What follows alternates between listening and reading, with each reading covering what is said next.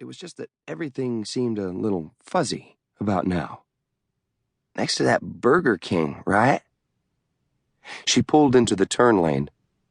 Suddenly, horns blared at her from all directions. Okay. A red pickup swerved, narrowly avoiding her, the driver twisting his head in anger as it zoomed by. Asshole! Amanda turned to cuss him out. She stared back at the oncoming traffic. Holy shit! That's when it finally dawned on her that she'd been driving on the wrong side of the road. Deborah Jean, honey, look what you forgot. Deborah Jean Jenkins's mom ran out of the house, holding her grandson's dighty, the soft blue terry cloth that always seemed to make 8-week-old Brett smile, as he clung to it with those adorable, tiny little fingers of his. Not that he was smiling much at all these days. In fact, the poor boy was really colicky or something, and was barely taking his formula. His dad was still 2 months from coming home from Afghanistan. He hadn't even seen his own son yet, only on Skype. He had a position waiting for him at the Walmart. Then they could get their own place, start their lives over again. Okay, Mom, thanks, Deborah Jean said with a loud sigh, going back to pick the dighty up from her by the front stairs. You want me to come along, honey? Her mother asked. No, Mom.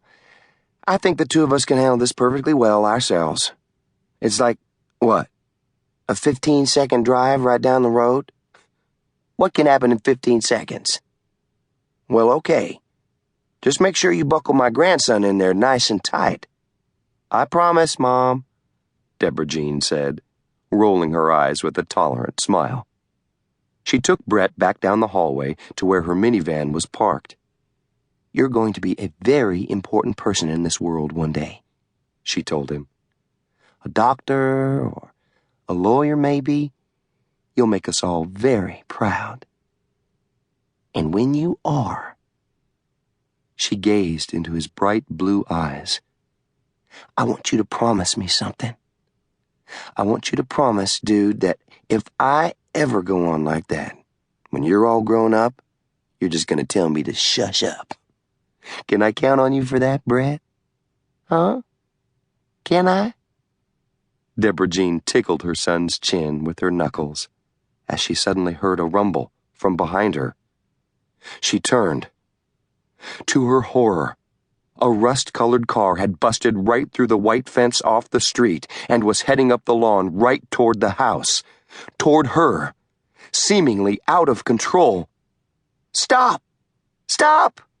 Deborah Jean shouted as the car careened off the large elm in the yard, barreling down on her. Oh, Lord Jesus, no! She tried to shield Brett, turning directly into the disoriented eyes of the young woman at the wheel. The last thing she ever heard was the terrified cry of her mom, who never ever stopped worrying over the oncoming engine's roar. Deborah Jean! Deborah Jean! When Amanda came to, her car was resting among the hedgework of a large white house. A house? She blinked foggily. How the hell did she get here? A shrill voice beyond the car was shrieking, Deborah Jean! Deborah! Would you stop? You're busting my head, lady.